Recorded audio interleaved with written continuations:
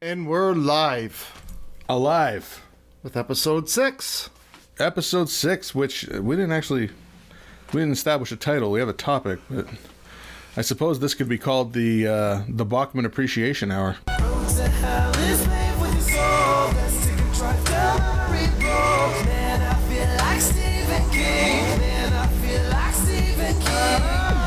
Talking about the king. The King of Kings, Mr. Stephen King. Listen, I wanted to talk about this topic because you had mentioned in one of the other ramblings I have many ramblings. that you were quite the Stephen King book reader. I am. I wouldn't say I'm one of those people you find on the internet who, when you're having a conversation, they're quoting, but he said in this page. Not one of those. I haven't read everything he's done. I haven't seen all of his movies. You know, I am a big fan. I'm not one of those fans. So are you more of a book fan or a movie fan or a little bit of both? I'd say I'm about equal with it. Because, again, I grew up watching a lot of Stephen King, and then I started reading it more when I was older. Like, when I was a kid, way too young to be watching this, I loved Maximum Overdrive. Hi. My name is Stephen King. I've written several motion pictures, but I want to tell you about a movie called Maximum Overdrive, which is the first one I've directed. Wow. Right. Which is such a notorious King property because it's like that one time he made that ridiculous commercial. You want something done right? You got to do it yourself. He directed it. He did direct it, and it is what it is.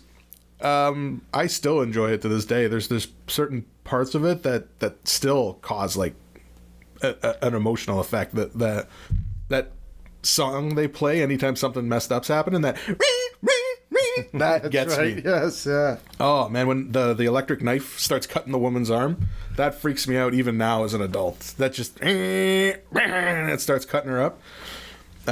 Yeah. But that was a rant. There's another one of my damn rants. Bit of a crazy movie. I mean, that's when he was, I think they said that's when he was big into drugs and drinking and everything, when he directed that and all that kind of stuff, so. Arguably, though, people say he did his best work when he was the most messed up. Writing? Oh, yeah. Some of the best stuff he wrote was when he was, like... Well, he wrote Cujo, and he doesn't remember it. Yeah. He says he doesn't remember writing Cujo. Oh, wow. Yeah. Well, I know that when he was writing, I think when he wrote not The Stand, but The Shining, I think he was on some pretty messed up stuff when he was doing The Shining.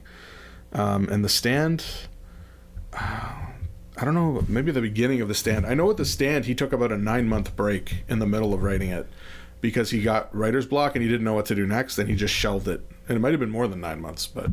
It's a long-ass... The Stand. Is it 3 books? No, but there's It's one book? One book, but it's huge. But when adapted to TV, it wasn't a movie, I don't think. It went straight to TV or something, but it's like a long... The original one, it came out... It's like a miniseries. It was a miniseries. Gary Sinise was in it. He played Red. And that came out, I feel like it was the late 80s, early 90s maybe. Yeah. I'm not 100% sure, but it had a stacked cast. And it was 4 2-hour-long specials. Right. But it was a miniseries. And then they did it again more recently. I think Alexander Skarsgård played Randall Flagg. Yes. And he was fantastic. And it was great casting. Whoopi Goldberg was Mother Abigail. Yes. Yeah. See, now I know we'll get into this eventually. Like, what's your favorite Stephen King book?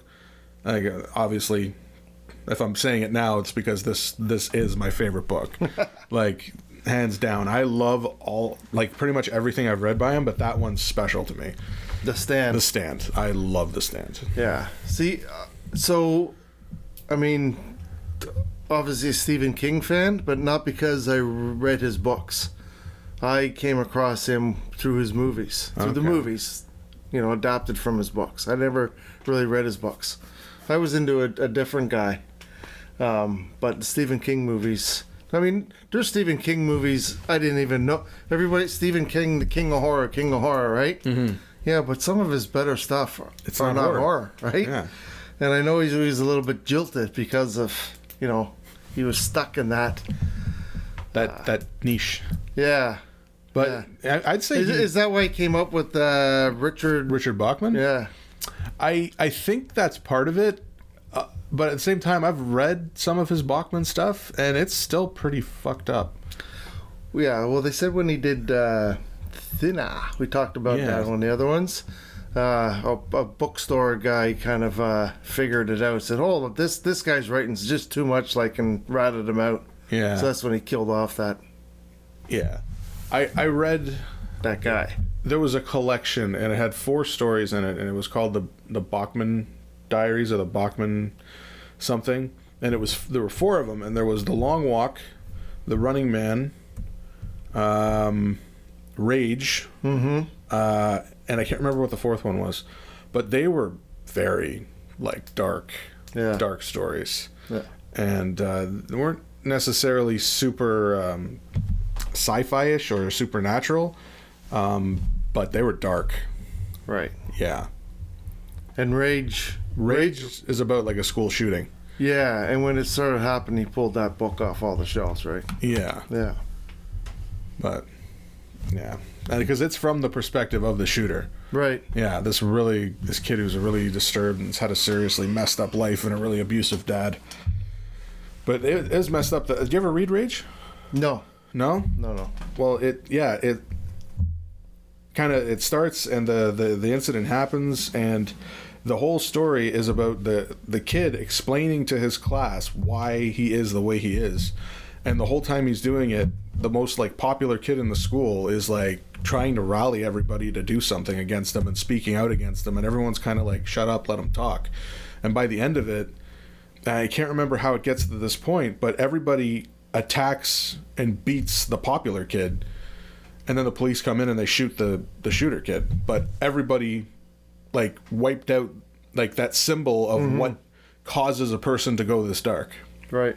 So it was interesting. I read that when I was really young. That's not the right. Maybe I'm not remembering it correctly, but that was kind of how I remembered it. But yeah, that's a dark one. And then, did you ever read The Long Walk? No. Like I said, I probably didn't. I don't think I read any Bag of Bones, maybe.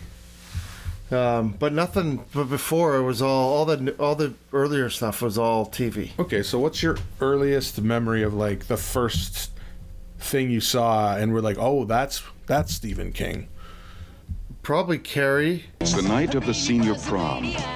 The Bates High School gym is alive with excitement. Everybody is there, even Carrie White, the girl no one likes. We're all sorry about this incident, Cassie. It's Carrie! And Christine. She is seductive.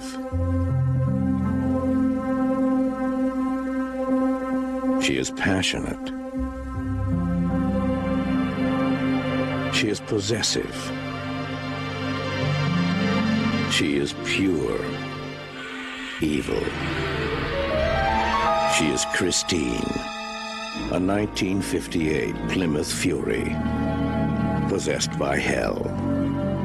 Oh yeah. Yeah. Those 2 movies, big time stuck in my head. Carrie with Sissy Spacek and John Travolta.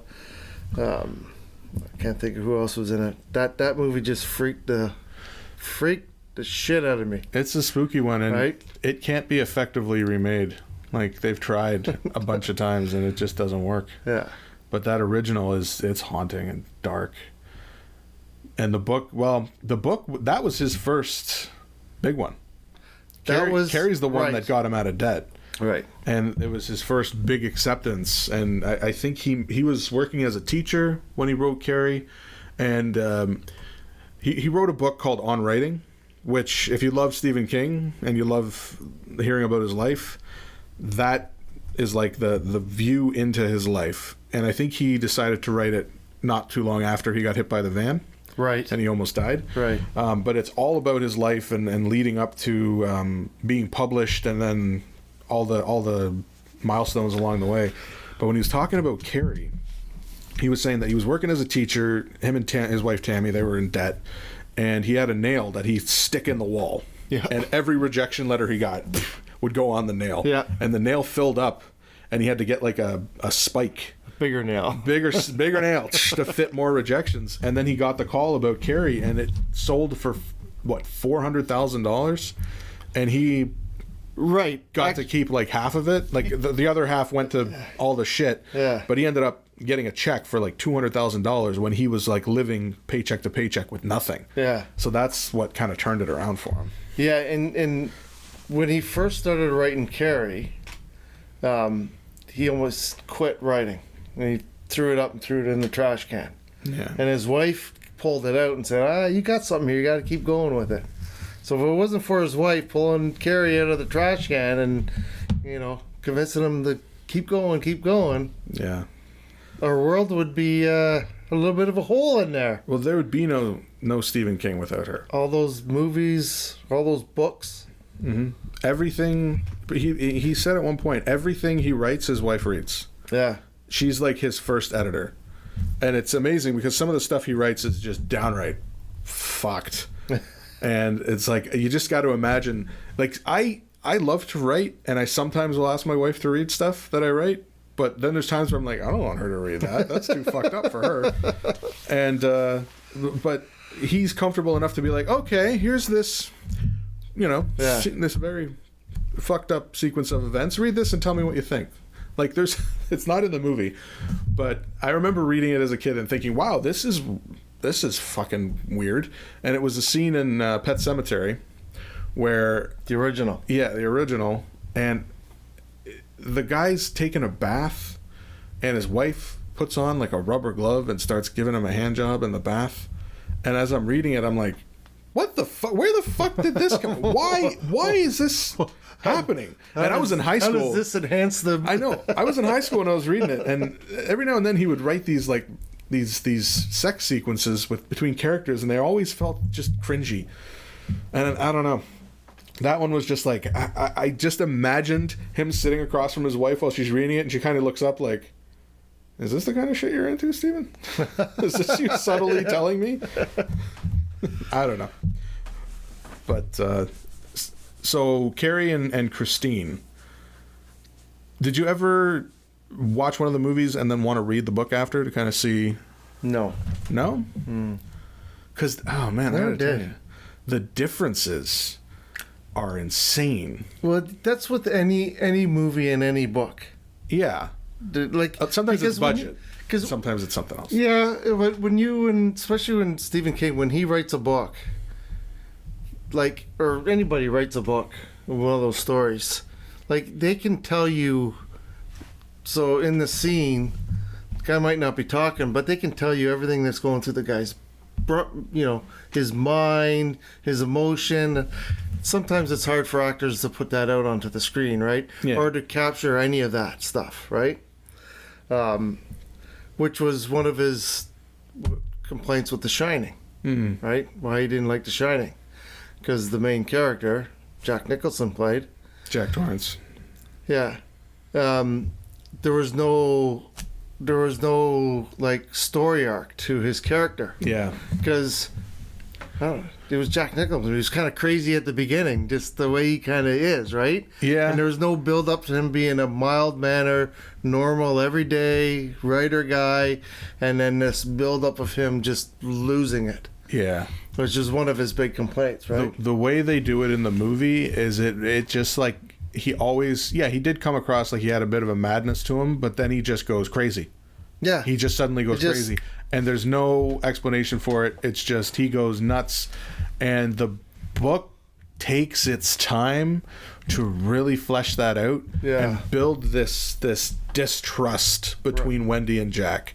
And the reason that he goes nuts is because the hotel wants Danny. Right. Because Danny's shine has the shining. His shine is so strong. And Jack has some of the shine. So that allows the hotel and all the evil that's in it to start to communicate with Jack. And the reason Jack fully goes nuts towards the end, after this thing's been poisoning his mind the whole time, is jealousy that the hotel wants his son and not him. And by the end of it, spoilers for anyone who hasn't read The Shining, stop right now and go read it. And then come back and press play again at 13 minutes. Yeah, Jack chooses to destroy himself rather than hurt his own family. He he mauls himself half to death. They changed the ending too, right? They did. Because, well, the book ending, the hotel blows up. Okay. Because the whole book is dealing... One of the main things Jack has to do as the caretaker at the Overlook is take care of the boiler in this massive hotel. So he spends tons of time down there reading newspaper articles. All about things that have happened in the hotel, all the people who've died, all the shady shit, and it's slowly making him go nuts. And he's an alcoholic, and he's constantly craving having a drink. And I remember they always talk about he's reading these things, he's always wiping his mouth. He's always like wiping his lips because he's just like salivating and wants a drink so freaking bad. And by the end of it, when he started to go nuts and the hotel's taking him over, he doesn't go at anyone with an axe. The axe was in the movie. It was these, not croquet, but these giant mallets for this game, this lawn game. And he's going after Wendy, and he's going after Danny, and he's going after Dick Halloran. And Dick Halloran doesn't die in the book. He gets malleted in the face, but he doesn't die. And he stops himself and just bashes his own face in, and then realizes the boiler's going to blow up and runs to stop it, and then just lets it blow up. Right. And he sacrifices himself so Danny and Wendy and Dick can get out. Now, have you watched Dr. Sleep? Yes. So, Dr. Sleep is interesting. Yes. Because Dr. Sleep, it deals with a heavy sequel to the book, but it pays homage to it's a sequel to the movie, even though the book is based, the book of Dr. Sleep is a sequel to the book of The Stand, obviously, which is very different. In the movie, the hotel blows up. Or in the Shining, movie, in the movie, the hotel doesn't blow The up. Shining. Yeah, sorry. I mixed up my things there. In the Shining, it blows up in the book. Right. So Dr. Sleep is written with the hotel blown up. So the entire ending sequence takes place where the hotel used to be, and it's very different than what happens in the movie. Right. And they changed a couple other little things, like what's her name? Mads the Hat, the crazy leader chick of the gypsies. Yeah. She always wears the top hat. In the book, there was this stupid thing where she had one really long tooth. I don't know why. Like, it was like whenever she was like taking steam, she had like one really long tooth, and I'm reading it and I'm like, please don't do that in the movie. But yeah, King and The Stand have a very there's a dark relationship there, because he was so pissed at Kubrick, because Kubrick didn't capture the family dynamic falling apart. Right. Which is what the core of the book is this father trying to fight off this supernatural power that wants him to murder his family. And yeah, the movie was just man go crazy, try kill wife. Danny! Which is entertaining and people loved it. Kid ride his big wheel around, see all the monsters. I tell you, the part in the book where he goes into the room with the dead woman in the bathtub, that was like haunting. Yeah. Hauntingly terrifying. And the night I read that, I was in high school when I read The Shining, and I had I was a 90s, I grew up in high school in the 90s. I had posters all over my walls, right, of all the bands I like to listen to. Yeah. So I'm laying in bed, can barely fall asleep, just read the dead woman in the bathtub scene, and I just hear, Oh, perfect. and I'm like, what the hell is that? And I had 3 posters behind my bed, and the tape just gave way. And I just heard this slow crinkling, and then all of a sudden they fell on top of me, and I was just like, what the fuck? And I started freaking out, waving my arms, and I turned on the light, and I was just like, of all the things to happen that night. So, You know, they say a lot of those movies, the books that he wrote, he kind of has himself in them, right? oh yeah. A writer, because didn't he write The Shining? He was at a hotel in somewhere. Probably, yeah. And being an alcoholic, and the character's an alcoholic, and that kind of stuff. And even like Shawshank Redemption, about him, coming clean and stuff and escaping that world and everything. Yeah. 'Cause his family had held a intervention, right? Yeah, Tammy. There's a part in the book where it says she goes around the house and she collected up all the empty bottles of all the pills, all the pills. everything, yeah. He would be drinking the mouthwash if he was desperate. He was drinking cologne. He was drinking anything with alcohol. And she dumped it all on the floor in front of him and said, "Either you stop or I'm gone." Yeah. She gave him the ultimate ultimatum. Her and the kids. Yeah. Yeah, and that's what finally kind of turned him around. Yeah. Crazy. It is crazy, but that's a good woman right there. And we've gotten 10,000 books since then. How many books has he written? And it's the thing, he's said he's retired numerous times, and then he keeps going. And I remember him saying he was going to retire because he didn't want to write a book about a bunch of kids in a potato field that go crazy and kill their parents. Because people were saying that his stuff was getting very similar, and everyone jokes about how he keeps pumping out this and this and this. I honestly don't know. I'd have to check how many books has Stephen King written, because he's written more than books too. He's done TV shows. And how many books has... Let's see what the first thing. How many books has Stephen King written is the first. All I wrote was how many books has. And the first They're thing listening to us. They are listening to us. King has published over 65 novels and novellas, including 7 under the pen name Richard Bachman, and 5 non-fiction books. He has written over 200 short stories, most of which have been compiled in book collections. Many of his stories are set in his home state of Maine. So 65 novels, but 200 stories. And a lot of his movies are based on those short stories. Right. Yeah. So 65 full-length novels. I thought it was going to be more than that. But a lot of his books are technically short stories. Like Shawshank Redemption is not a long book. Right. And The Green Mile is just a collection of very small... It's like 6 small things. Which is another movie I watched it and didn't know it was a Stephen King movie. But now when you think about it, can you see all the King absolutely. stuff in it? Yeah, absolutely feels like a King story. Absolutely. It's just very polished, and... It was a 3-hour... I think it was a 3-hour movie. Oh, yeah. But, you get Tom Hanks and... Michael Clark Duncan. And, yeah. That guy.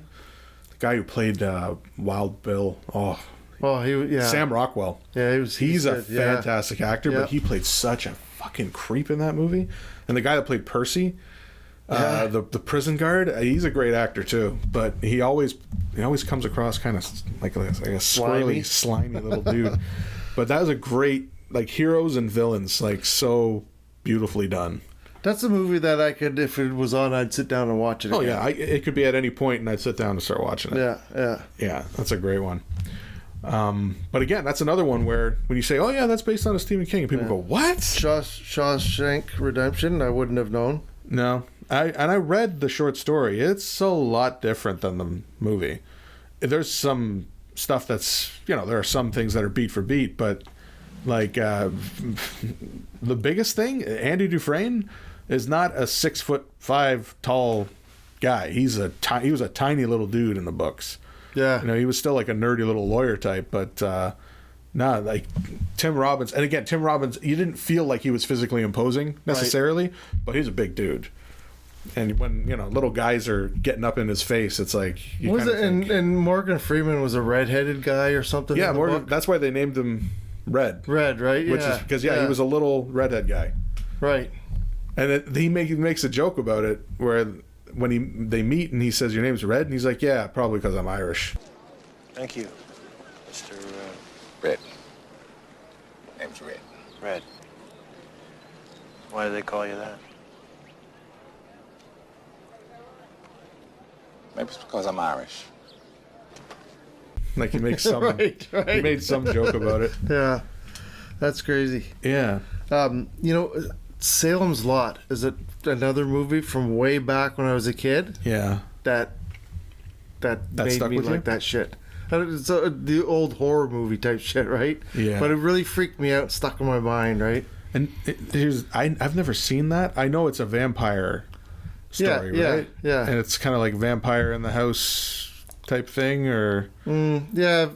vampires in a town or whatever. Yeah, it's a town in Maine or something like that. Okay. Yeah, it's been a long time since I've seen it, but yeah, just know it was one of those movies that freaked me out. Yeah, there's a bunch of his. There's some stuff that I feel like it's sacrilege that I haven't seen it. Like I've never seen Misery, which I feel like Misery is one of those ones that everybody goes about, and I know the gist of pretty much all of it. And I watched the second season. I watched the second season of Castle Rock. You ever watch Castle Rock? Yes. And they did the whole thing. Is that a Stephen King thing too? It is. For fuck's sakes. And the second season, the Kathy Bates' character, shit, I can't remember her name now, but it's all about her when she was younger. Oh, is it? Yeah, a huge part of the second season of Castle Rock is about her when she was just... That's her. Yeah. Oh. Like when she kills that guy with the ice cream scoop. Yeah. I remember watching that going, oh my God, like right when you think everyone's been killed with everything, she offs a guy with a friggin' ice cream scoop. I thought that was brilliant. Yeah, Misery was brilliant. Yeah. Yeah. Part of me wonders if like he had a scare with a fan and then that's what kind of inspired him to write it. He actually, I was watching a thing and it was actually after that, but he did write that because of the way, because people would pictures and signing in books and always hound him and everything, right? And and you'd hear that with like movie stars and Hollywood people and stuff like that, and he did write it because of that. Yeah. But it was shortly after that that a fan actually did break into his house. Jesus. With a shoebox. And said, what was he saying? Something about, I think it was about The Shining or something was written. Oh, he said that his wife bumped into him in the big mansion they have in Maine. Yeah. And he broke in with the shoebox, and the wife was like, who are you? What are you doing here?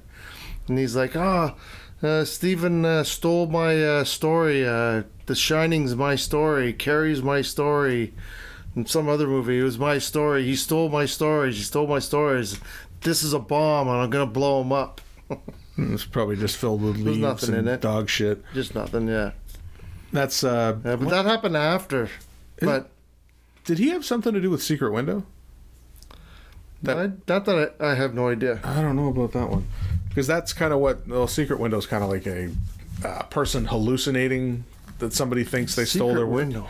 Yeah, it had Johnny Depp in it. I remember. Well, he's done again. I watched this video once, and it was all of Stephen King's tropes when it comes to his writing and his stories. It's right. Like there's certain tropes that are present in pretty much every story he writes, especially nowadays, the newer ones. But there's like the group of bullies. There's the alcoholic character. With the I remember this. Yeah, sorry, I remember this movie. He's a writer, and they go, yeah. Yeah, that's not a King thing, is it? It would fall. It is story by Stephen King. I was gonna say it falls right in that line, a writer, and you go and all that stuff, right? Fighting writer's block, and that's crazy. Now, it's another one I wouldn't even have known, right? Yeah. So. Of his, okay, so I know that Carrie and Christine are like your favorites of the old stuff. Pet Sematary. Oh, God. They did a remake, another movie. I didn't watch it because the first one haunted me so badly. And the book, my God, the book is creepy as fuck. Yeah. Especially when the sister's recounting her childhood. It has nothing to really do. It has to do with like her trauma. Right. It has nothing to do necessarily with things coming back from the dead. It's just a girl talking about her traumatic childhood with her deformed sister. And like, have you seen the movie? Yeah. Yeah. So when his wife's talking about Zelda, her sister from when she was a child, she had like a spinal issue, and her parents just like kind of kept her in a bedroom, and she didn't go out anywhere, so she was all pale. And yeah, the way it was described, and just like how she was left alone with her, and she always was scared to go into her room. Like, and I mean, that's your family, that's your sister. You feel this like intense obligation to take care of them, but it's like terrifying, and you're putting that on a child to take care of a person who can't even can't communicate with you and is always in pain. Like, that to me was probably the the part of it that was the most disturbing, because you're putting yourself in the mindset of this child, and then all the other stuff that happens is also horrific. Especially, I don't think I could watch it now as a parent of like young boys. Isn't that funny how as soon as you have kids, your emotion changes like that? And there's so many I can't do this. There's so many King stories Right? where that's the case. Like The Mist, I can't watch The Mist anymore Because of the ending. because of the ending. The ending is absolutely Spoiler alert. like earth shattering, and What a brilliant movie! Like, truly, and a great short story. The ending, but that ending isn't in the book, though, right? no, the ending is very ambiguous of the book. In the end, they drive off into the mist, and the last thing you read is like a journal entry from I can't remember the character's name, but Tom Punisher. Yeah, I don't know. I can't think of it right now. I love that guy too. He's awesome. Thomas Jane. His character is writing a journal entry from like a motel, and they're talking about how they've been driving for like weeks, and they've been trying to avoid the things, and they're not sure how far the mist goes. And the last thing they see is this giant foot of this creature that's like up in they can't even see. All they can see is the leg going up in the mist. Yeah. This thing is so massive, and that's kind of how it ends. Whereas the movie decided, hey, let's completely crush the spirit of everybody watching this movie. Stephen King loved that ending. Yeah, because it's right He up was his like, alley. damn, I should have wrote that. Yeah. Yeah. And I was having this, when you and me were discussing this the other day, you're like, oh, what should we do for the next podcast? And you're like, oh, let's talk about Stephen King.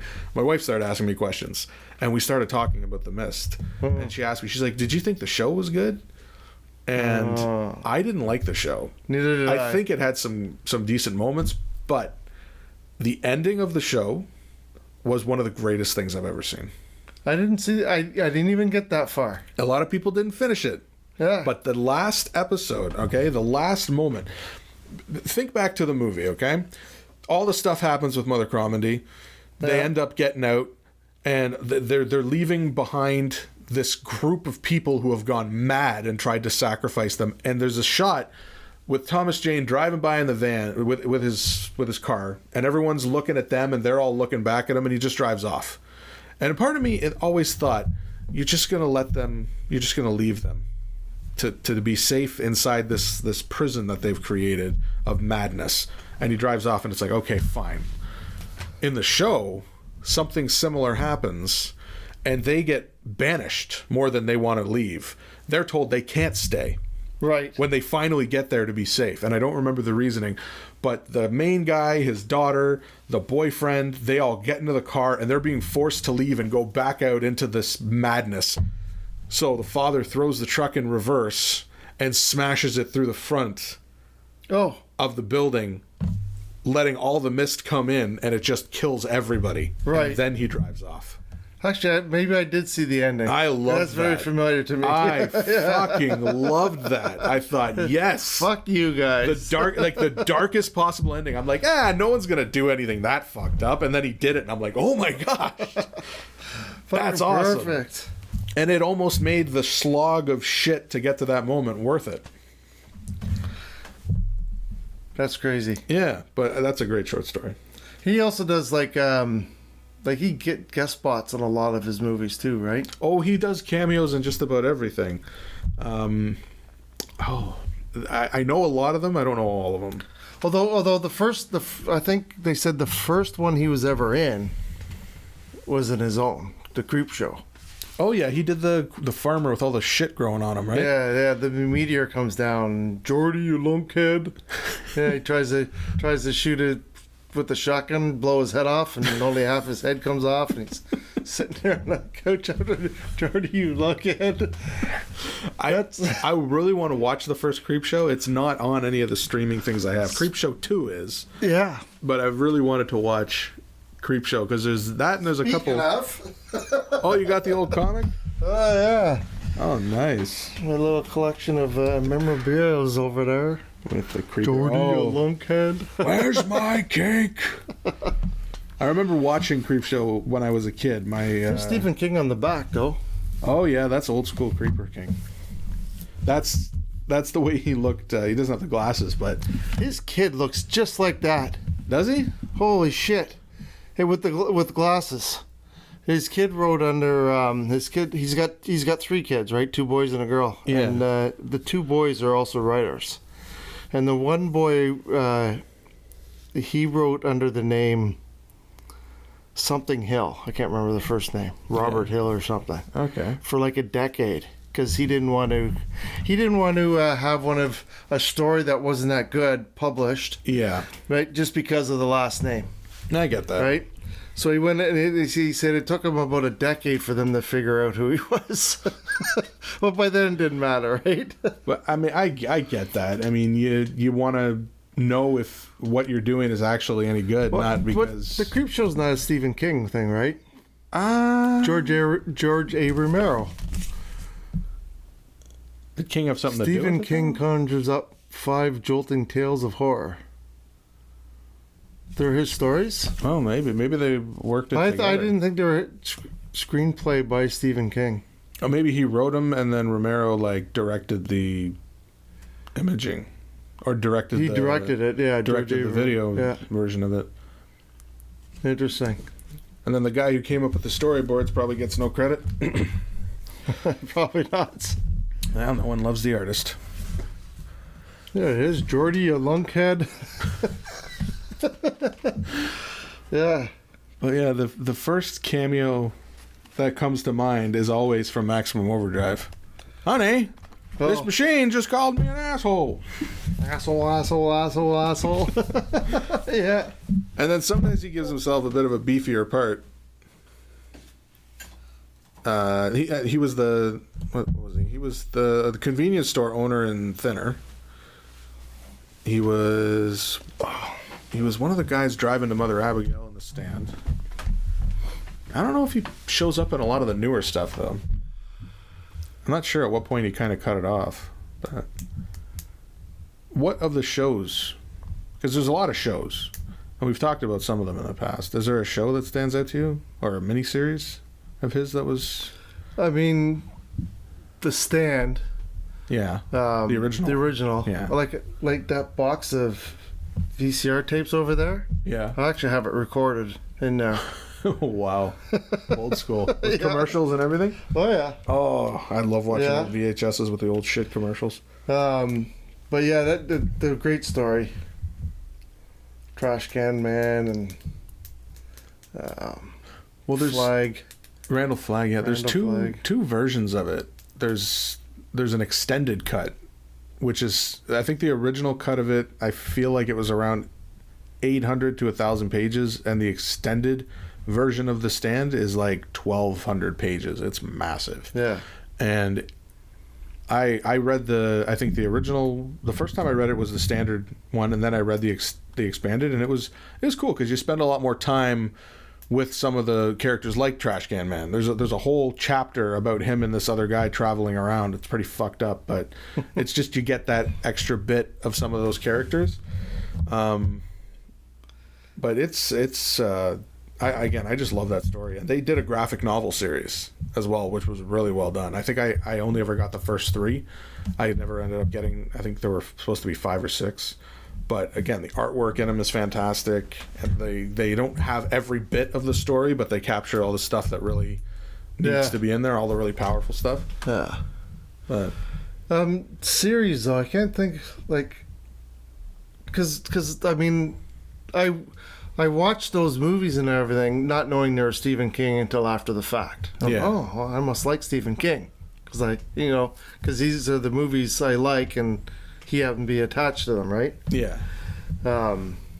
So I don't know, like, other than The Stand, that was a series. I don't know what other series he did. There's Castle Rock. There's Under the Dome. Well, see, I didn't know Castle Rock was good. Castle Rock's dark, but it's really good. It's different. Under the Dome, I only watched, like, all I can remember, it must be like the first episode when the dome first lands, and the fire truck stops just before it, and the truck plows into it, and the cow splits in half, and they touch it, and they're burning their hands, and all that kind of shit. The plane. Yeah. But that's all I kind of remember. I think that's the only part I've ever watched. I've never gotten into it. I have the book at home, and I would recommend, if you're going to spend the time, read the book instead. Yeah. I thought it was a pretty decent book. Again, about like a society cut off and riddled with madness, and a lot of the, like, there's a character in there that is, I was reading the book and I'm like, wow, this guy is twisted as fuck. And then I'm watching the show and I'm like, now he's just kind of a creep. Like they really pulled it back. Again, they don't want to show the shit that he did on TV. I get that. But they just pulled the fangs right out of him. Thinking things up earlier, we were going to do a pitch. Yeah. A pitch of an idea for a Stephen King-esque type story. It started coming up. I was talking to you earlier about the tropes. There's certain tropes that are in so many Stephen King stories, and I started thinking of some of my favorites. And I wanted to combine elements of It with elements of Graveyard Shift, with elements of Stand By Me, with elements of Christine, and basically, you ever see Graveyard Shift? Yes. Oh yeah. Yeah. So the idea was kinda essentially wacky. It gets wacky. Yeah. It starts off with being like an almost cool atmospheric. Like it could have kind of gone anywhere. Could have been a murderer. Could have been something else in the grain mill that was doing stuff. It wasn't a grain mill. It was a textile mill. Yeah, some kind of old dilapidated mill. Yeah, they did something with cotton, I think. But basically, it would be the story of 6 kids, probably teenaged, and there's got to be a bullying element in there because that's big in Stephen King. So you'd have one kid that's constantly bullied by 3 other ones, and then 2 new kids coming to town, because you always got to have somebody comes into town and kind of shakes things up. And they befriend this lone kid, and the 6 of them start mixing it up, and they end up in this. It's not going to be a grain mill, obviously. It would be some kind of old factory, and they get caught vandalizing it or causing trouble, and as a kind of punishment, throw in some elements of the Breakfast Club. They have to go there on the weekend and basically sit in the library. Not sit in the library. They have to be inside this big old kind of factory that used to build cars or build something, and they have to like clean it out so that it can be used for something else. Again, bringing in elements of Graveyard Shift. And through this process, they start to bond a bit and, realize that, even, a piece of shit bullies do it for a reason. One's got the abusive dad, one's got the abusive mom, one's got 2 abusive parents, and, they all kind of have that in common. And eventually they discover a pathway that goes underneath this warehouse, this place that they've been working in, and they go down into it, and that's where I kind of started to think, okay, now it can go anywhere. I can make it really fucked up, I can make it grounded fucked up, or it can just go fantastic, out of your mind nuts. But one of the things I was thinking, because I wanted to bring in some Christine elements, is they go down and they find a car, which was the last model this factory produced before it shut down, and it was the only one of its kind ever built. And they decide to try and take this thing joyriding, because it runs somehow. But where are they supposed to go? It's in the basement of this facility. So they find this old underground pathway, and they drive down it, and the light appears at the end, and they come out into what? I don't know. You tell me. I don't know either. I started thinking, what are all the possibilities? What could they come out into? You got all the King tropes. It gets these kids into this car that shouldn't exist, and they go down this tunnel, and they end up, and part of me thought, well, they could end up in a fucking alien world. They could end up in a parallel version of their own world where they meet their parents when they were kids and see why their parents are so fucked up. Or maybe I don't know. And I just started thinking it can be one of those types of stories, and that's kind of where I got just. I didn't get a lot of time to think about it, but they become their parents. Or they're the reason their parents are fucked up. Something they do fucks up their parents when they were kids. I don't know. And then it becomes the time loop, self-fulfilling. Yeah, I don't know. That's kind of when I mixed all the tropes together. I thought of all the settings I really liked. But like I love the setting of Graveyard Shift. I love that idea of like, I know I'm coming into town, I need a job, and I end up working in this shitty place. So you'd messaged the other day something about, we need more dilapidated places to film in. Yes. Was this on your mind? Oh, it always is. Well, you sent me the picture of the friggin' messed up place you were working. That's why I said that. You're like, look where I'm working, and looked like you were in a dungeon with chains on the walls. I was in a drop ceiling. Yeah, there you go.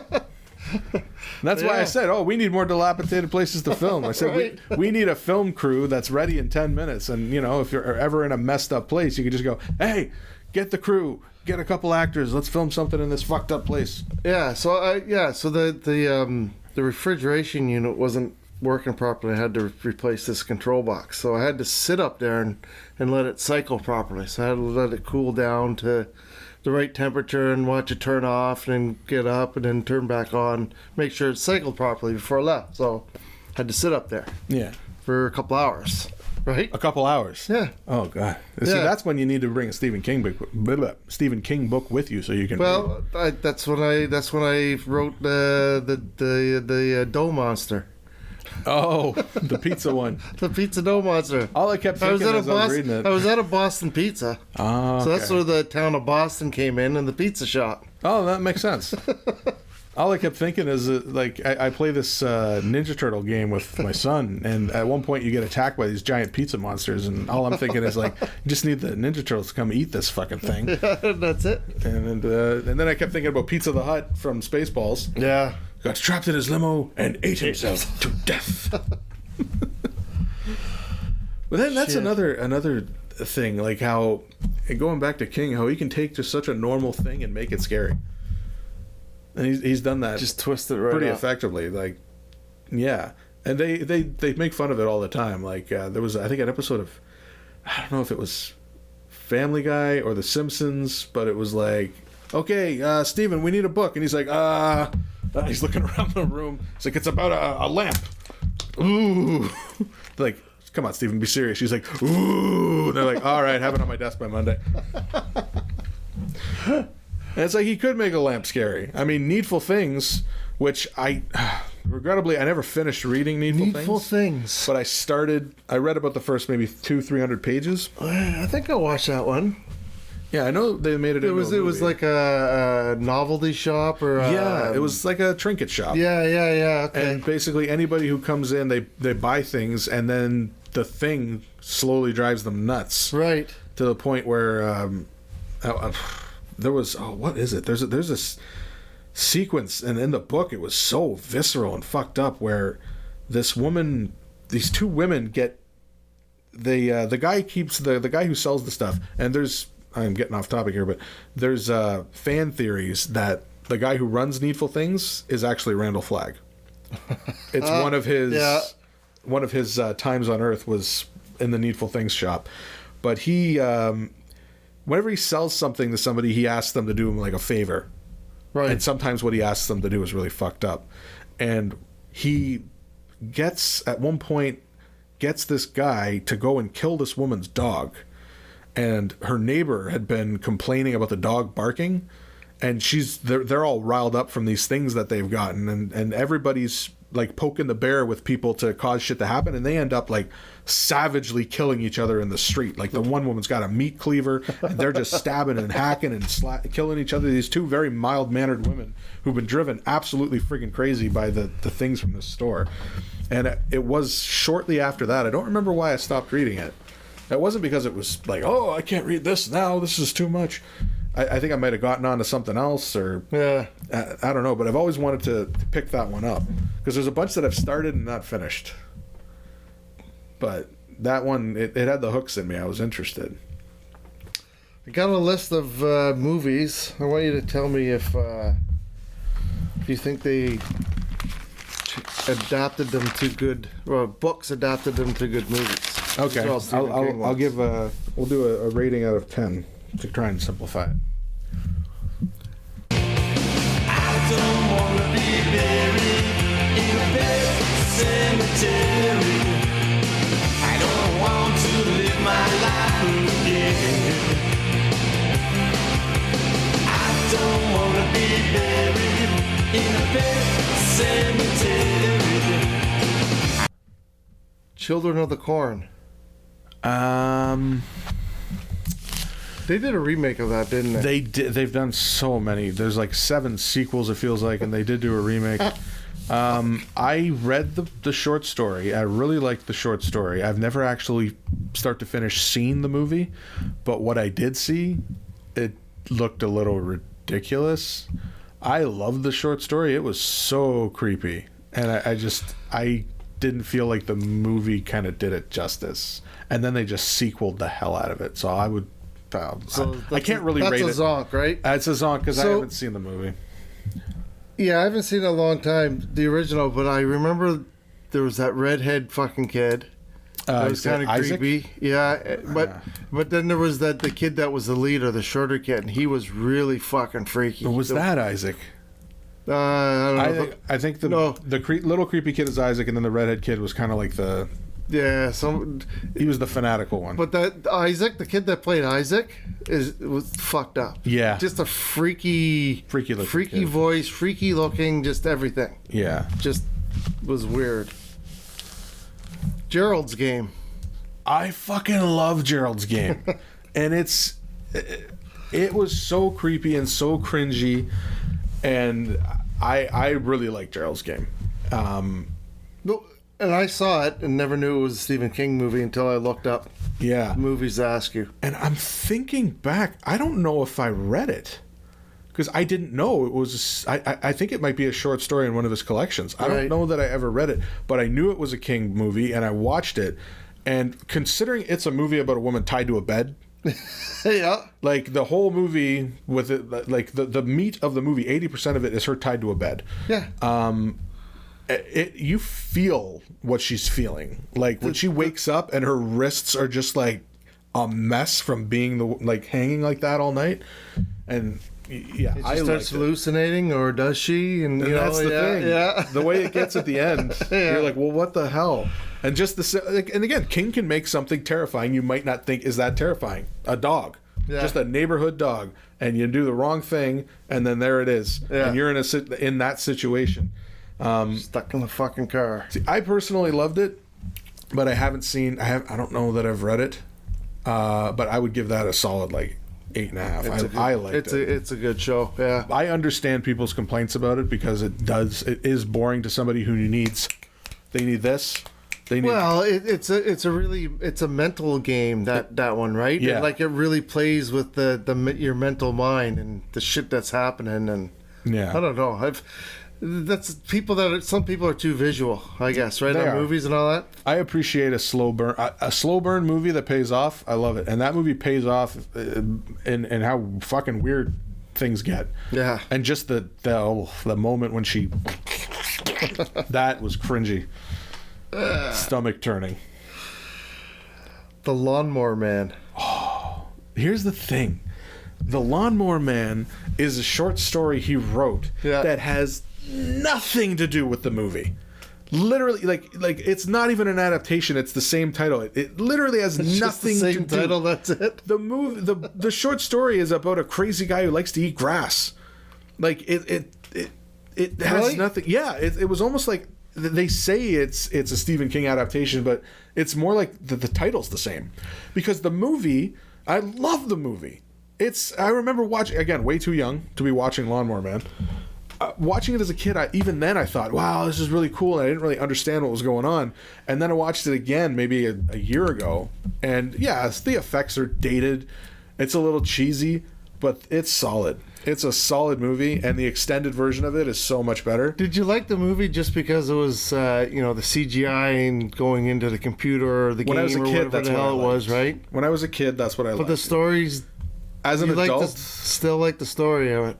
As an adult, I love the idea of a person who's like mentally feeble, getting a chance to see the world, Right. And seeing what a shitty fucking world it is and doing something about it.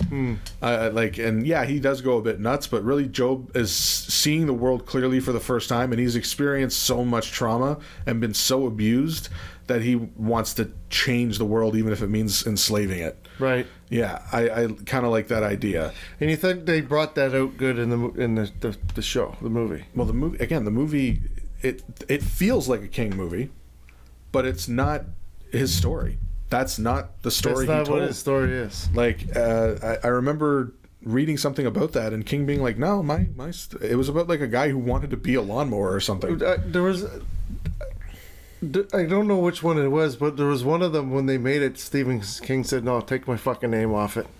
I think that was Sleepwalkers. Kings, Sleepwalkers. Oh, was that Sleepwalkers? I think that was Sleepwalkers. Oh, he's just not fucking. No, this ain't working. Just take my name off it. I'm fucking gone. Cringy. Just everything about it. Like, a lot of people it's developed an audience now because of some of the silly stuff that goes on in it. Yeah. But I remember when it came out, and everyone was talking shit about it. Everyone was talking so much shit about it, and a lot of people hadn't been exposed to King, and that was their first time. And there's some of the stuff in there that was so fucked up. I'm trying to remember, like the relationship between the mother and the son, and how physical it was, made a lot of people uncomfortable. But like they weren't human; they were these like changeling fucking things. That I don't know if I've seen it actually. Now that I think about it. Yeah, they were like cats. They were like cat people. Oh yes. Yes. And I love the actress who plays the mother. That's I right. love her. She's fantastic. She was the Borg Queen in First Contact. She was the crazy bitch in Silent Hill. She's a great actress. But that movie was fucking creepy. Right. And it wasn't well done. And a lot of cats got killed, and I think that upset a lot of people.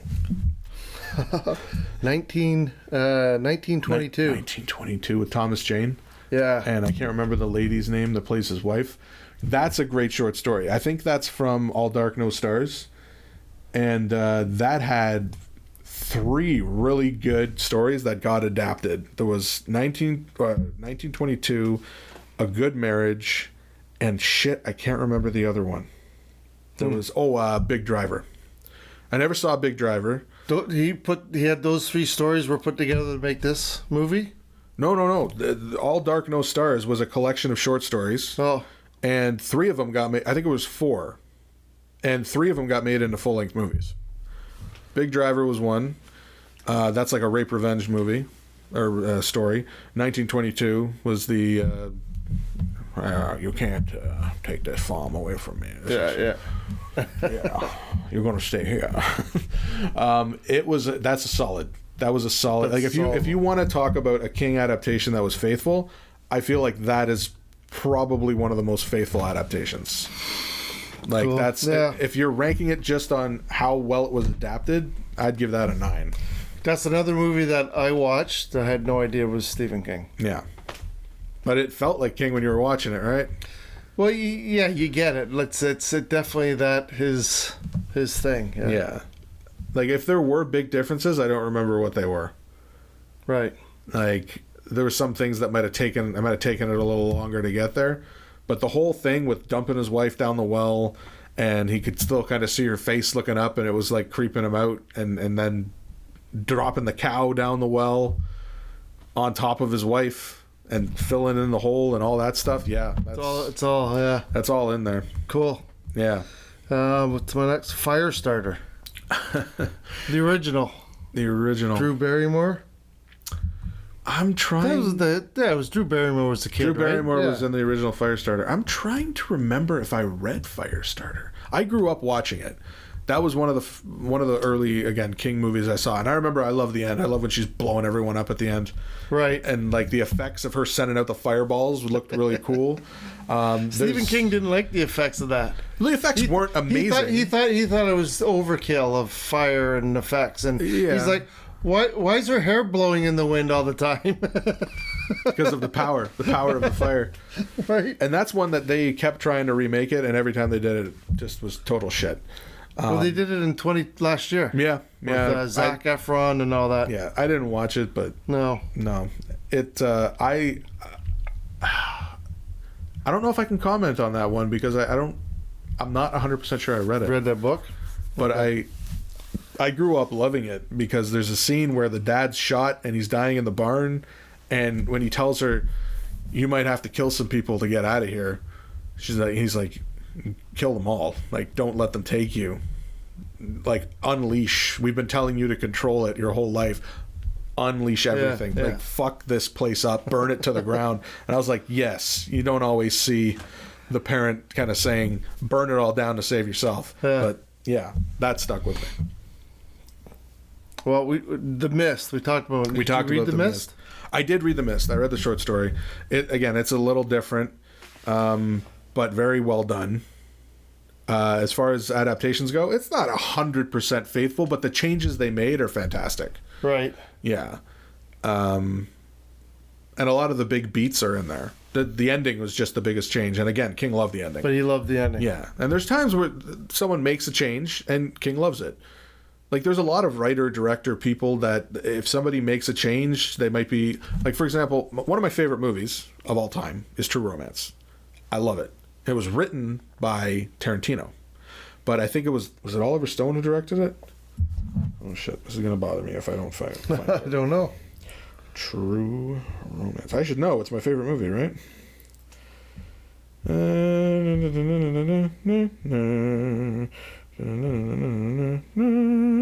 Wrote. Come on. Just give me the fucking True Romance director. Director, you fucking bastard. Tick, tick, tick, tick. Tony Scott. Sorry about that. So Tony Scott directed it. Quentin Tarantino wrote it. And Tony Scott changed the ending. Right. Did you ever see True Romance? Is that the black and white? Is that the one you guys were... I don't know. No. True Romance is Christian Slater, Patricia Arquette, Gary Oldman, Christopher Walken, Dennis Hopper. It's star-studded. I'm not sure if I have. The guy who played Tony Soprano, the guy that died recently. James Gandolfini, The Sopranos. Jim Gandolfini. Gandolfino. James Gandolfini. Yeah. Gandolfino. He's in it. Yeah. Like, if you want to talk about a star-studded fucking cast and a really cool setup for a really cool story, I fucking love True Romance. And the end, let's put it this way, a main character's supposed to die at the end, right? That's how Tarantino wrote it. And they shot 2 versions of the ending. And Tarantino was upset. He's like, "Please don't change my ending." And Tony Scott said, "Watch the movie, watch it with my ending, and then tell me what you think." And Tarantino watched it and he said, "You know what?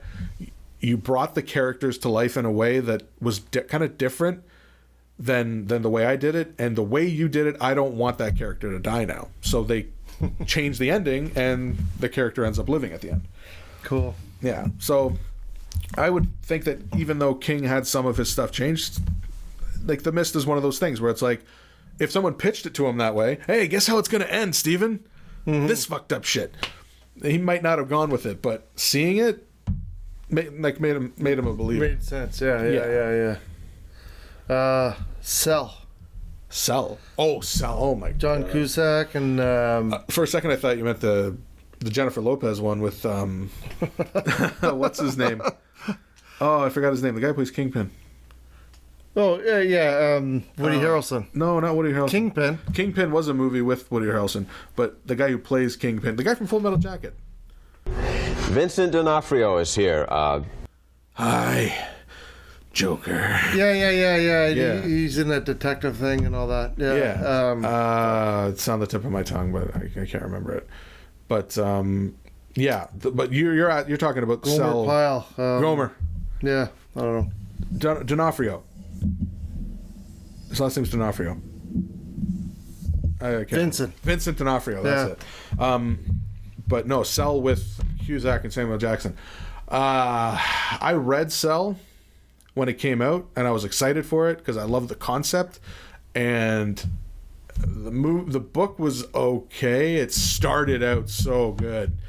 The first 150 pages of it were fucking chaos, and I loved it. When the signal went out and everybody went fucking crazy, and it's like they're trying to like escape the city and everyone's killing each other. It was fucking nuts. And then it turned into kind of a slog, and then I don't know. Lost its way. It lost its way. I felt like the novel lost its way. And then the movie did the exact same thing. And I fell asleep watching the movie. And I woke up. When I woke up, it was one of those things where I was like, I closed my eyes and probably like 15 minutes went by, and I woke up. I'm like, oh, what's happening now? And I'm like, what the fuck? What happened? What? They're in purgatory? What's going on? And I was like, that's fucking stupid. And then I never finished watching it because it was just, so I give that one like a 5.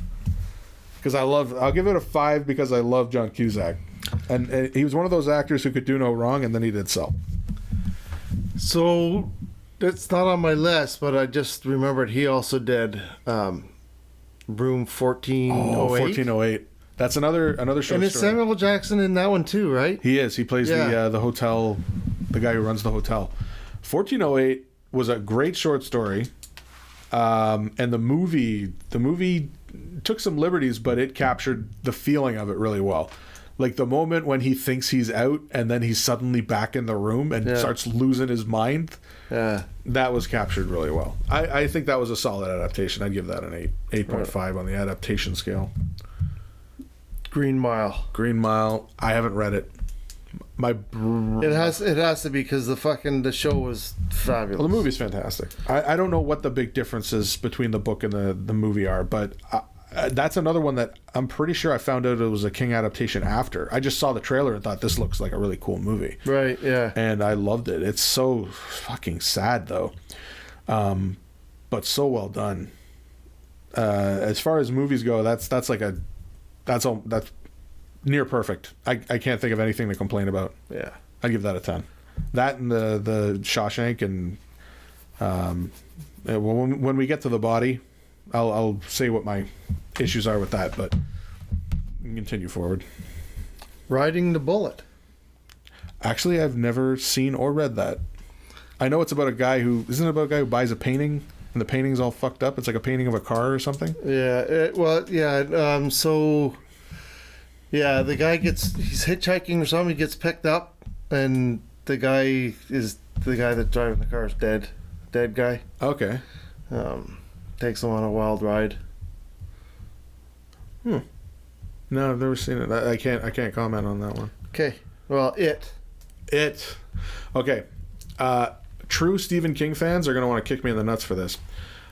I tried to read It back when I was really into King, and everyone said, "Oh, read it! It is so good."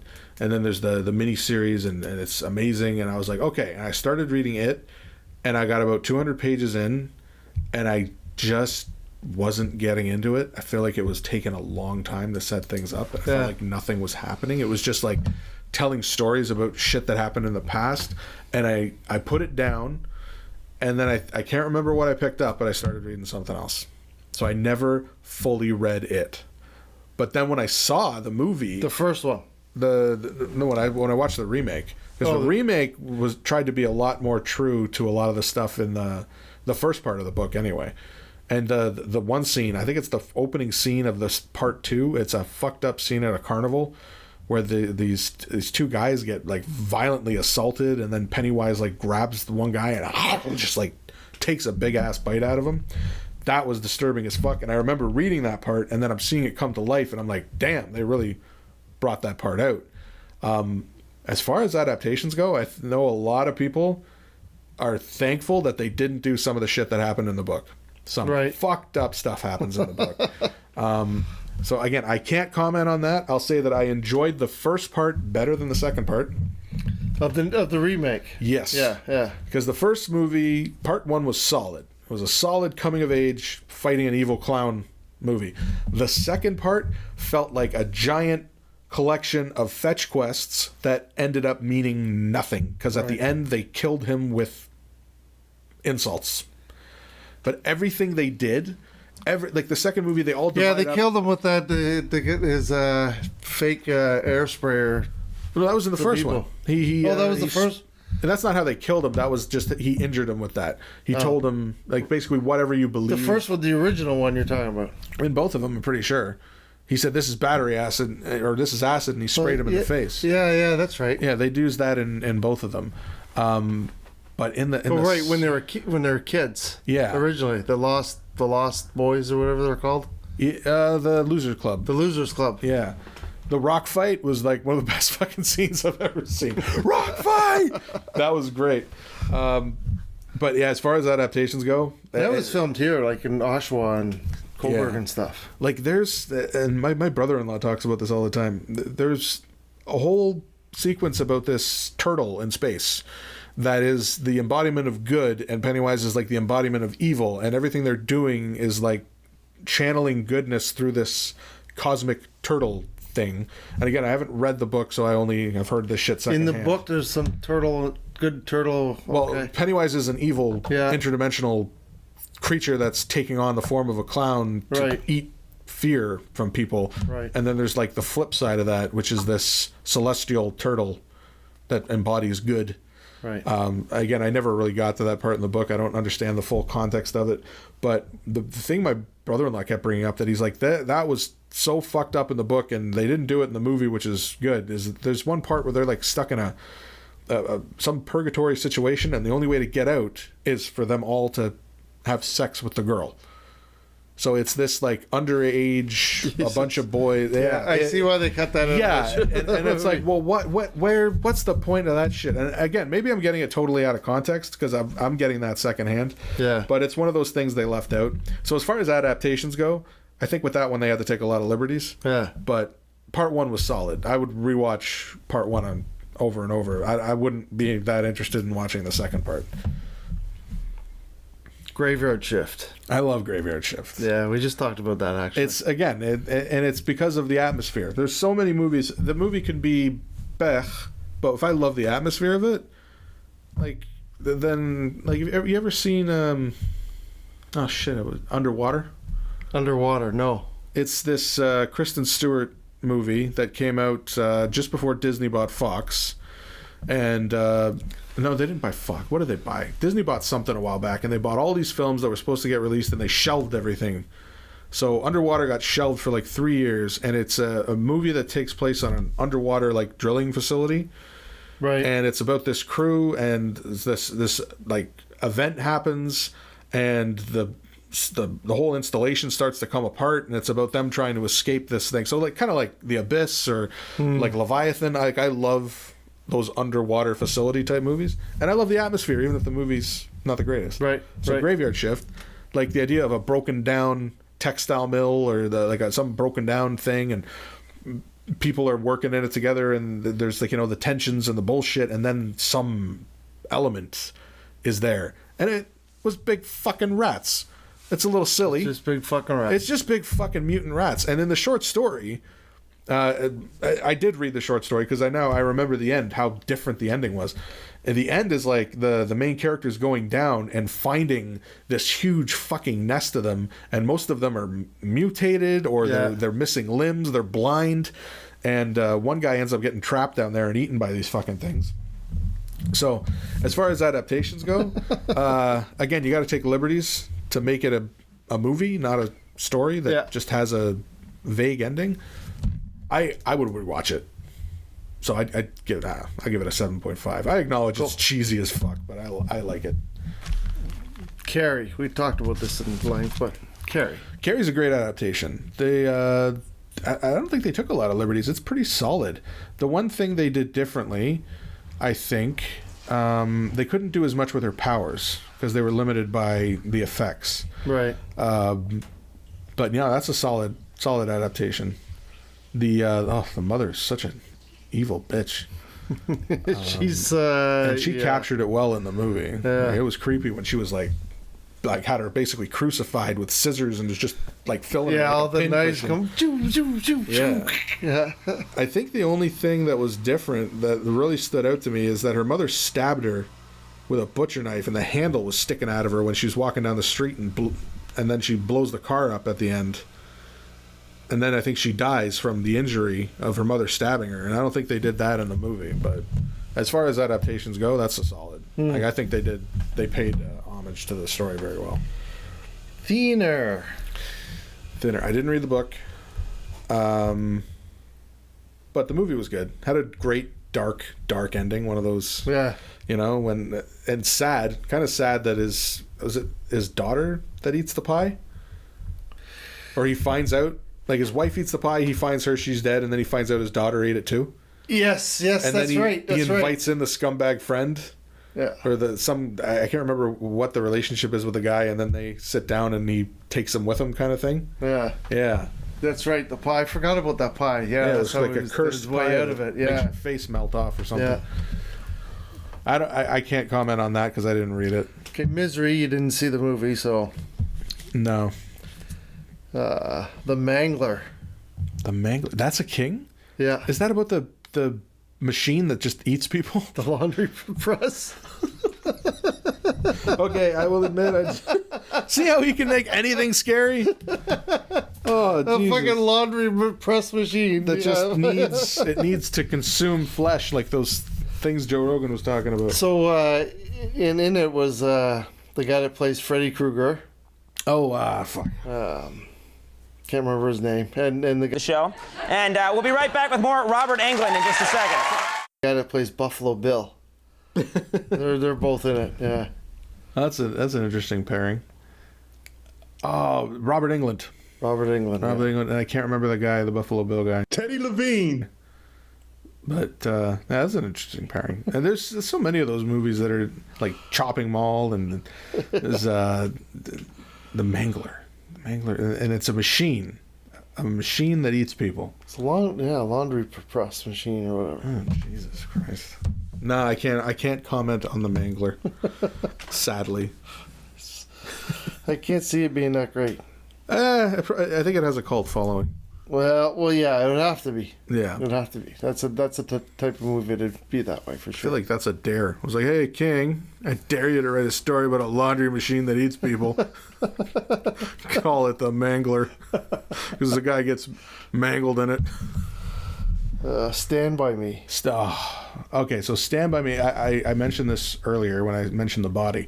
So Stand By Me is based on a short story called The Body, and it's very much a solid adaptation. The only thing, and this is one of those times when there was something in the book, and I'm glad they changed it, because I remember reading it. I saw the movie about 9 times growing up, and I never knew that The Body is what it was based on. And I was looking through these books, and I'm like, oh, which one should I read? I'll read this. And I start reading it. I'm like, holy fuck, this is Stand By Me.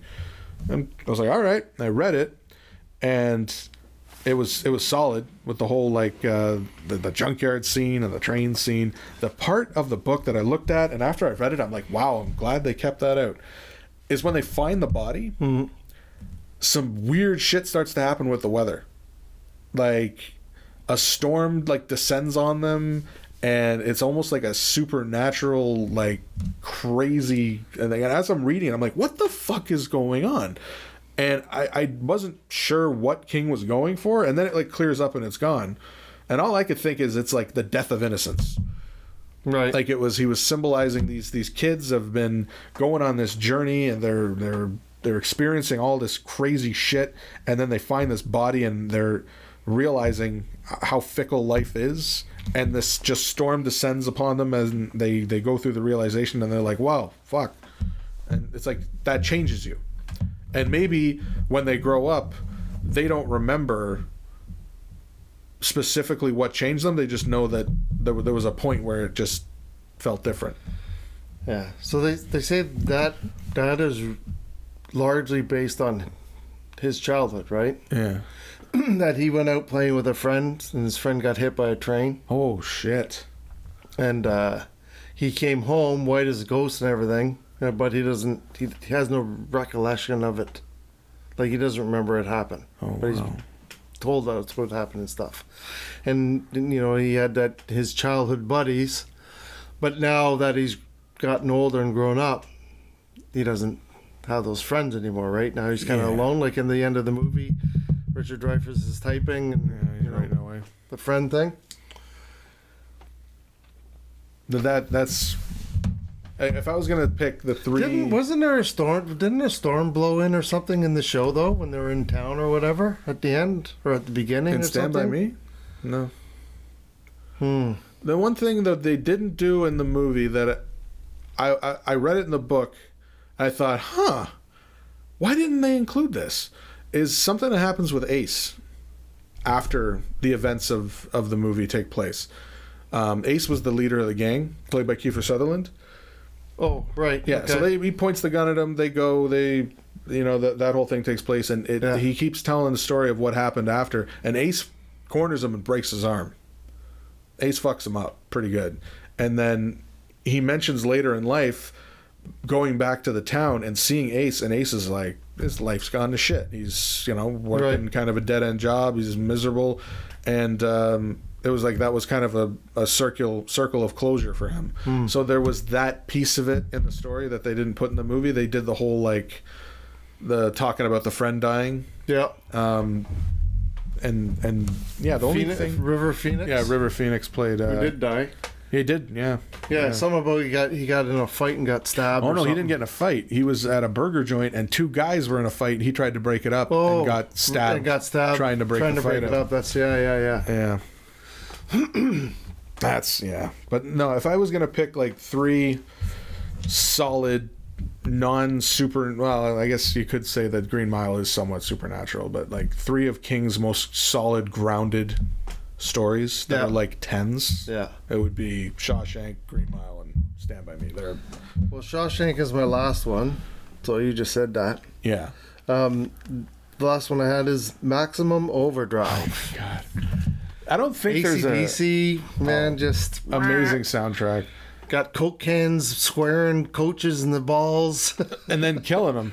Gets them in the head. Yeah, he gets them in the head. And shortly after, what you could call one of the most controversially fucked up scenes in the movie, a kid gets run over by a fucking steamroller. Like, trips on his bike and he's stuck, and then you just see right over him. And it's like, I remember as a kid, I'm watching it and I'm like, what the fuck? Like, that movie is scarring and fucked up, and King is probably just like... And the Goblin truck, that's supposed to be the Green Goblin. Yeah. That thing is... Oh, man. It's fucking terrible, but I love it, and I could rewatch it. Yeah, leave it in Emilio Estevez. Emilio! Estevez. To the rescue with the rocket launcher. I got eggs on! Yeah.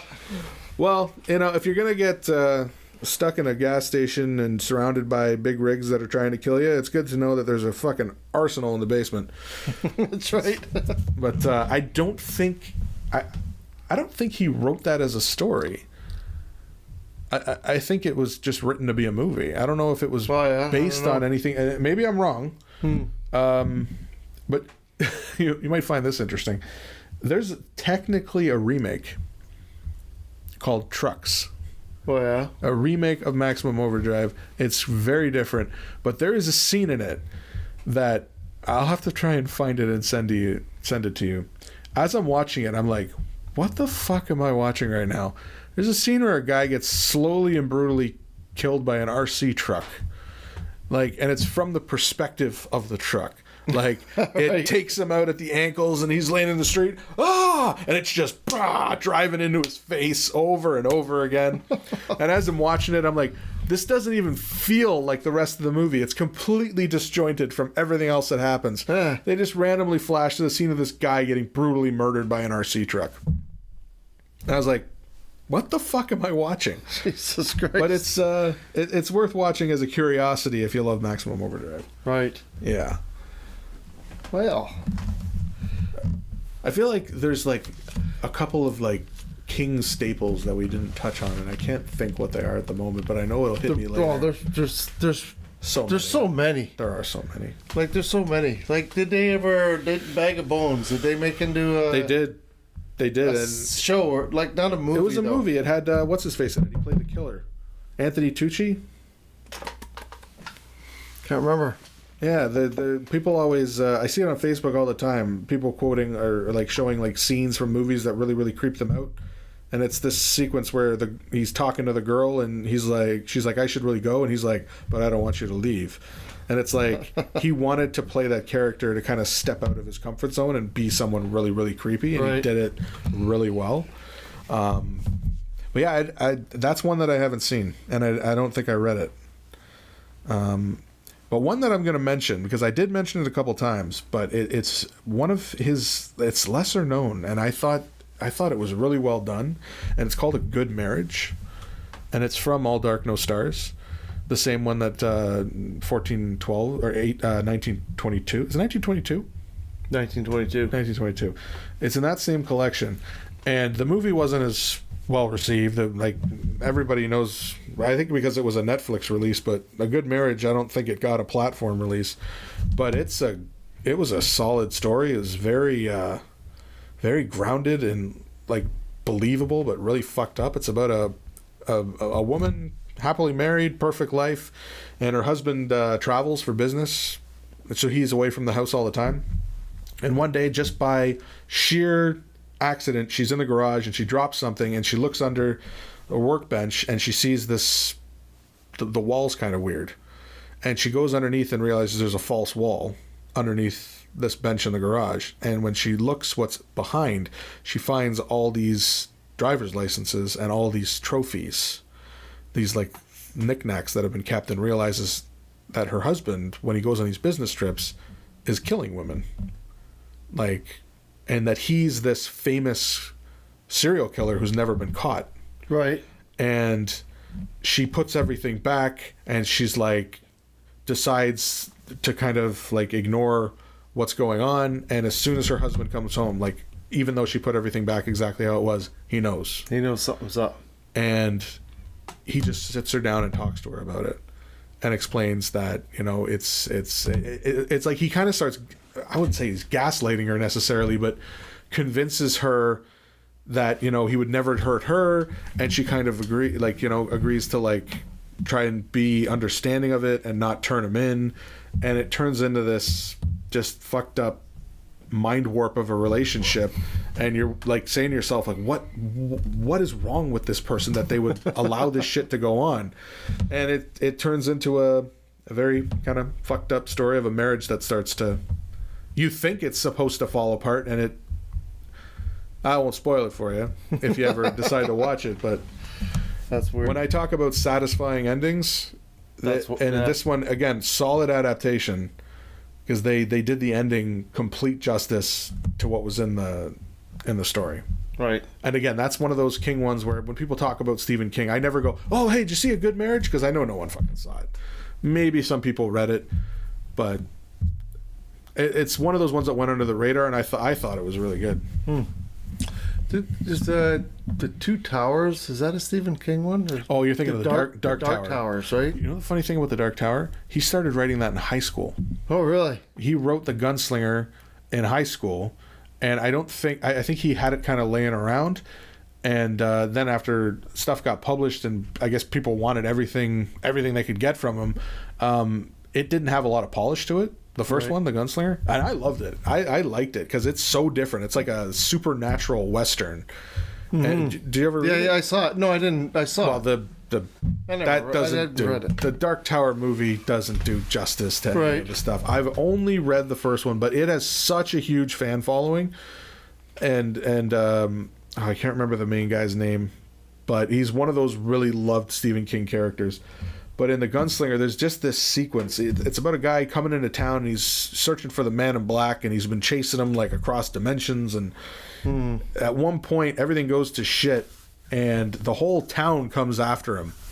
And he's just navigating himself through the town, avoiding everybody, and just pow, pow, pow, pow, pow, pow, pow, reloading fast as fuck. He's got these like round burn marks on all of it, on his thumbs from reloading into the hot chamber, like doing it all the time. And he's just wiping out the whole fucking town as they're coming after him, and they're trying to get him with clubs and knives, and no one can get near him because he's just mowing everybody down.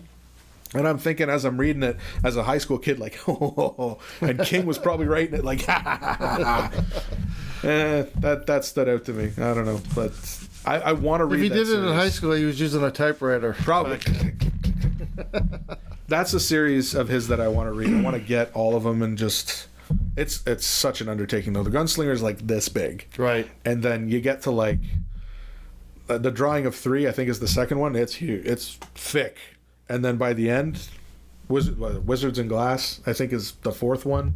And they're thick, huge fucking books. Roland, that's the main guy's name.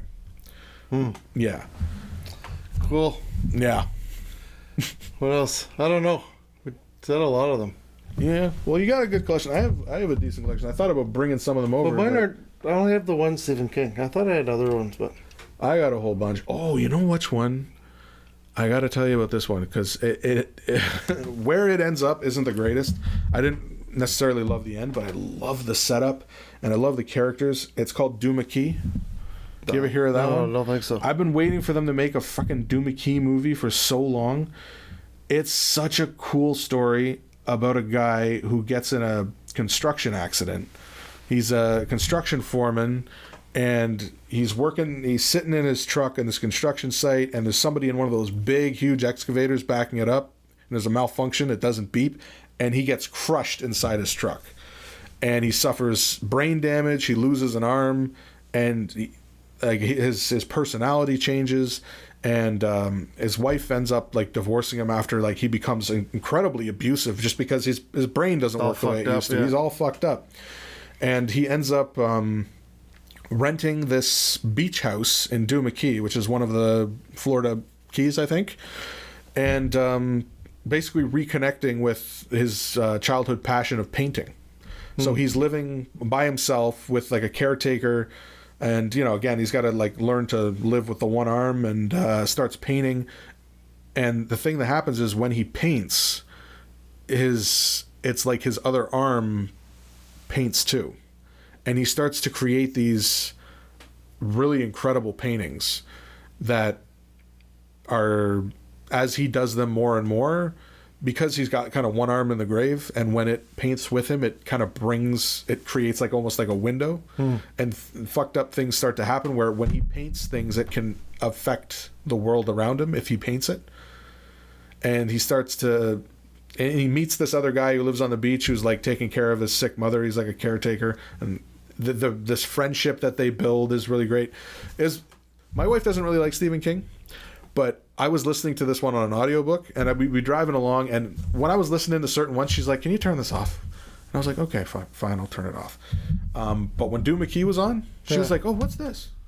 And just listening to these two guys sitting on the beach talking, and him dealing with his injury, and she really liked it, and I was surprised that that was something she would like. But I have Doomakey, so if that's something you're ever interested in reading, it's a good one. Well, you know what, because like I've said before, I do a lot of driving, so I've been listening to a lot of podcasts or whatever, but been looking for something else, and I started I did a book or two audiobooks just recently, signed up, but you know what, I think I might grab some of these Stephen King ones, and definitely, 'cause driving and listening to them, yeah. That would kill me. That's probably a good idea. If I did. What's the name of that one? Doomakey. D-U-M-A space Key. Doomakey. I have it at home, but I don't have the audiobook. But if you can get a hold of that, awesome. There's one more thing. If I don't mention this, Nat would kill me. Did you ever watch Mr. Mercedes? Oh, fuck yes. Fuck and A. Okay. Love it. Love that actor. He's great, and he brought Bill Hodgins to life. Yes. My God. The first book is great. The second book is good. The third is like, wait, what the fuck? Who writes this book? Not Stephen King. Stephen King. This is Stephen King? Stephen King did Get Mr. the Mercedes. fuck out of here. No, I will not get the fuck out of here. I will not. I will not. Bill Hodgins is a Stephen King. No, it's late. Get the fuck out of here. No, I'm just kidding. No. Oh, it is late. Oh, shit. We're at an hour and a half. Oh, well. That's no, Stephen listen. King. Is it really? It is. We love that show. It's the Bill Hodgins trilogy. It's based on 3 books. Now, the show did not do the books justice in one capacity, is that they created this dynamic that was so strong between Hodgins and I can't remember the bad guy's name, the kid, the ice cream truck kid. Yeah, I don't know. And with the girl that he works with, they created this incredible dynamic. Yeah. And when it came time the autistic girl. Yeah. Not the autistic. Well, she's amazing. She was so good. They brought Holly to life. I loved Holly in the book. She was such an endearing, sweet character. And the scene where she bashes the guy's head in the books, I was like, yes. Of course, in the book, it's a little different. Right. He carries around a sock full of quarters that he calls the happy slapper. Yeah. And at one point in the book, there's a couple of teenagers being stupid, and they come at him, and he just, boom, bashes them with it. So I was like, when's the happy slapper coming? But it never came. But the books divide the story up differently than the show did. The show had to keep that main villain element throughout. Whereas the first book, it's about that fucking crazy kid who drove the Mercedes into the crowd. Yeah. The second book is about Holly and Bill forming a detective or a PI agency together, and the kid who finds all the books buried, that the crazy guy broke into the writer's house. Yeah. And he stole all his shit and murdered him. Yeah. And then buried the stuff and got sent to jail. That's the whole second book. That storyline. And then the third book is the whole fucking fishing hole and this brain going into shit. That's where it lost me. I was like, it was so grounded up until that point. Right. Did you get to the third season? I think we watched the whole thing. Yeah. Like when... I definitely... the second season when they he was repossessing cars and doing the whole detective thing. Yeah. Trying to think... that's a book that even if you've seen the show, it's worth... the third season was? The third season... Fishing Hole was that stupid... the tablet game. And he was starting to like... He would play the game. That's like the only thing he could do because his brain was so fucked up. And then he starts to be able to like transfer into people. Yeah, and he comes back. Comes out of the... The first two books were so grounded in reality. There was nothing supernatural in them, and it was just a great dark detective story. Yeah. And then the third book was like, King was like, you know what would make this, you know what would really enhance this grounded, incredible detective story? Some bullshit. That's right. He somehow he tells people to kill themselves and shit like that. Yeah, it's just mentally. Right. And but I loved that trilogy, even though the third one I felt weak, but the first two were so good. But yeah, there was I didn't know that was Stephen King though. That's pretty cool. Well, there you go. Of all the things, that's why I'm glad I mentioned it, because you never know when his name's gonna pop up on something, and you're like, oh my god. But yeah, that's a Stephen King, Mr. Mercedes. Yeah, and that's a great book. We came across that on Prime. Yeah, Amazon, I think Prime. It was one of the things it's not Prime, but Prime gets you to it, like not Showcase. No, I'm pretty sure it was Prime. Was it Prime? Yeah. Yeah. I love shit. Now I can't think of his name, but the guy that plays Bill, Brendan Gleeson, and he was perfect casting. And the guy who did the audiobooks was Will Patton. Do you know Will Patton? I think so. He's from what would you know him from? He was in Gone in 60 Seconds. He was in The Patriot. He was in Armageddon. He's got a really like a rough, gravelly voice.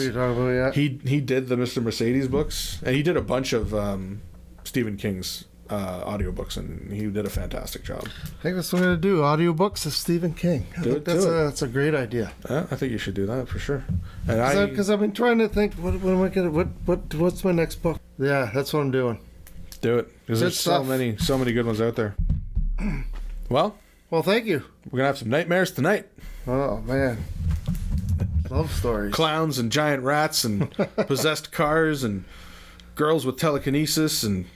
No, that's cool. Your knowledge on it, and like you remember the people's names and the stories. It takes me a bit to sometimes I do. But like I said, any diehard, like crazy balls to the wall Stephen King fan gonna rip us apart. Would be so pissed off. Be like, you fucking forgot about this, and you misquoted that, and you fucking bastard. Then let us know. Yeah, get your shoebox and come let me know. You rat bastard. So on that note, move north, buy a truck, get someone pregnant. Tripping, check.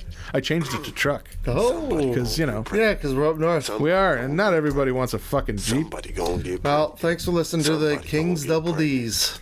Watch out, you better watch out, cause somebody gonna get pregnant. Good night. Watch out, you better watch out, cause somebody gonna get pregnant. You better watch out, you better watch out, cause somebody gonna get pregnant. You better watch out, you better watch out, cause somebody gonna get pregnant.